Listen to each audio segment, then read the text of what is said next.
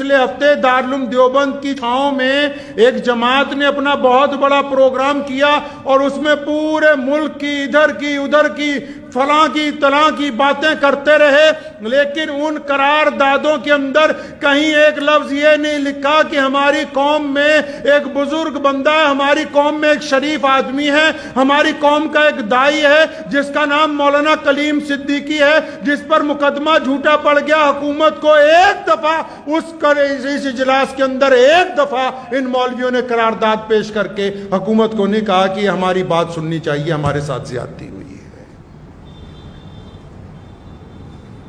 لیکن دعویٰ ہے کہ ہم ہمدرد ہیں قوم کے، یہ دعویٰ لیکن پورا رکھیے گا، اور آپ بھی ماشاءاللہ ان سے سر پہ ہاتھ پھرواتے رہیں، 500 کے نوٹ مصحفوں میں دیتے رہیے، ہٹیے گا نہیں اس وقت تک جب تک اللہ کی طرف سے حکم نہ آ جائے کہ ان کی جگہ دوسرے بندے لاؤ۔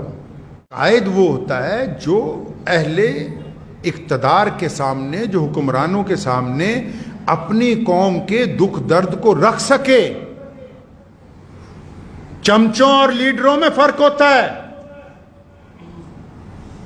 حکومت کو چمچوں کی ضرورت نہیں ہوتی، حکومت کوئی بھی ہو، سرکار کوئی بھی ہو، چمچے تو جب کئی سرکار بنتی بہت سارے آ جاتے، لیکن آپ کو یہ راز کی بات بتاؤں، حکومت کو چمچوں کی ضرورت نہیں ہوتی، حکومت کو لیڈروں کی ضرورت ہوتی جو آ کے بتا سکے ان کو کہ زمین پر کیا اچھا چل رہا ہے، کیا برا چل رہا ہے۔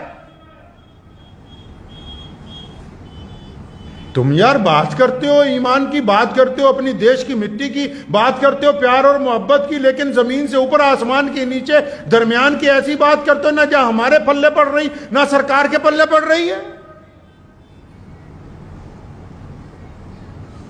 اگر آپ یہ کہتے ہیں کہ ہم مسلمانوں کے نمائندے ہیں تو آپ کو اپنے کام کرنے سے پہلے نمائندہ اگر مسلمانوں کا نمائندہ بننا ہے تو اللہ اور اس کے رسول صلی اللہ علیہ وسلم کے حکم کے مطابق بننا ہوگا، آپ کی مرضی نہیں چلے گی۔ آپ کو اللہ اور اس کے رسول صلی اللہ علیہ وسلم کے حکم کے مطابق نمائندگی کرنی ہے۔ آج بس جمعے میں ارادہ پہلے تھا کہ پیارے نبی حضرت محمد رسول اللہ صلی اللہ علیہ وسلم کی سیرت کے کچھ اور واقعات پیش کروں گا، لیکن گزشتہ ایک ہفتے سے لگاتار یہی بیانات سن رہا تھا تو دل میں آیا کہ کم از کم اپنی قوم کے جو بڑے ہیں ان کو گزارش ہی کر دوں کہ حضرت اگر آپ واقعی اتفاق کی بات کرتے ہیں تو ہمیں تو آپ سارے کے سارے بڑے اکابر حضرات، جتنے بڑے اکابر علماء ہیں، جڑے بڑے اکابر مسلمان لیڈران ہیں، ہم نے تو ان کو ابھی تک ایک اسٹیج کے اوپر نہیں دیکھا ہے، ہم نے ان کو ایک اسٹیج پہ نہیں دیکھا۔ یہ باتیں اتفاق کی تب ہوتی ہیں جب عملی طور کے اوپر اس کا نتیجہ کیا جائے۔ پیارے نبی حضرت محمد رسول اللہ صلی اللہ تعالیٰ علیہ وسلم نے ہمیں یہ درس دیا ہے، آپ صلی اللہ علیہ وسلم نے یہ بات سمجھائی ہے ہمیں کہ آپس میں نا اتفاقی نہ کریں۔ مسلمانوں کو تو رسول اللہ صلی اللہ علیہ وسلم نے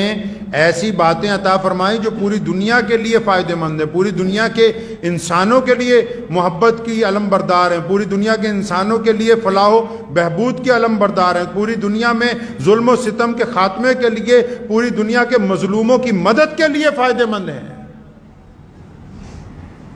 اور یہ اتنے کمزور ہیں کہ حضور صلی اللہ علیہ وسلم کی شان میں بے ادبی ہو تو اس پر بھی کچھ نہیں بولتے، جبکہ ان کو پتا کہ پوری کائنات میں مسلمانوں کو اپنی جان سے، مال سے، ہر شے سے زیادہ اگر کوئی قیمتی ہمارے نزدیک ہے تو صرف اور صرف حضرت محمد رسول اللہ صلی اللہ تعالیٰ علیہ وسلم کی ذات گرامی۔ میں حکومت کو بھی بتانا چاہتا ہوں کہ یہ بولیں یا نہ بولیں، ہم آپ کو بھی بتانا چاہتے ہیں، مسلمانوں کو تمام باتیں منظور ہو سکتی ہیں، پیارے نبی حضرت محمد رسول اللہ صلی اللہ علیہ وسلم کی شان میں بے ادبی منظور نہیں ہو سکتی ہے۔ تو اس لیے آپ تمام حضرات سے گزارش ہے جو جس علاقے میں رہتے ہیں کہ جو مسلمان لیڈر، جو مسلمان مولوی اتفاق کی بات کرے تو پہلے اس کے کردار میں دیکھیں کہ کیا واقعی اس میں کوئی اتفاق والی بات ہے بھی کہ نہیں ہے۔ اگر یہ مسلک کے اندر نا اتفاقی میں پھنس گیا، اگر یہ ذات و برادری میں نا اتفاقی میں پھنس گیا، جو اپنے گھر میں ایک جماعت کے دو ٹکڑے کر کے بیٹھے ہوں وہ اتفاق کی بات کرتے ہیں، جو مسلک کی بنیاد پر دوسرے کو غیر مسلم قرار دے دیں وہ بھی اتفاق کی بات کرتے ہیں۔ حیرت انگیز گفتگو ہے ان حضرات کی، جن کو ذمہ دیا گیا کہ ہم آپ کو اپنا امام بناتے ہیں، آپ کو اپنا قائد بناتے ہیں،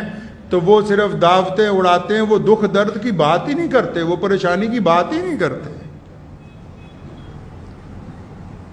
بندہ وہی ہے جو دکھ درد کے اندر دوسرے کی تکلیف کو سمجھے۔ گھر کا بڑا تو اسی کو کہتے ہیں نا جی، ہر بندہ اس کے پاس جاتا ہے، اپنا دکھ بتاتا ہے، تکلیف بتاتا ہے، اور جب گھر بہت بڑا ہو، جو یہ ملک بھی ایک گھر کا درجہ رکھتا ہے، اگر یہ ملک اتنا بڑا ہے اور اس گھر کا جو بڑا ہے اس کے پاس کوئی بندہ پہنچے ہی نہ اپنی قوم کا دکھ درد لینے کے لیے، دور دور ہی شور مچاتا رہے، اخباروں کے اندر ہی شور مچاتا رہے، تو میں یہ سمجھتا ہوں پھر وہ بندہ اپنی قوم کا بڑا ہو نہیں سکتا۔ اس لیے مسلمانوں سے گزارش ہے کہ اگر اب بار بار آپ کو دھوکہ کھانے کی عادت ہی پڑ گئی ہے تو پھر یہ دھوکہ آپ ہی کو مبارک ہو۔ جو لوگ بار بار ایک سراغ سے ڈسے جاتے ہیں، محمد رسول اللہ کہیے صلی اللہ، زور سے صلی اللہ، صلی اللہ۔ بڑی پیاری بات ہے جو آپ کو بتانے لگا ہوں، محمد رسول اللہ صلی اللہ علیہ وسلم نے فرمایا جو ایک سوراخ سے، سوراخ ایک ہے نا، جو ایک سوراخ سے بار بار ڈسا جاتا ہو وہ ایمان والا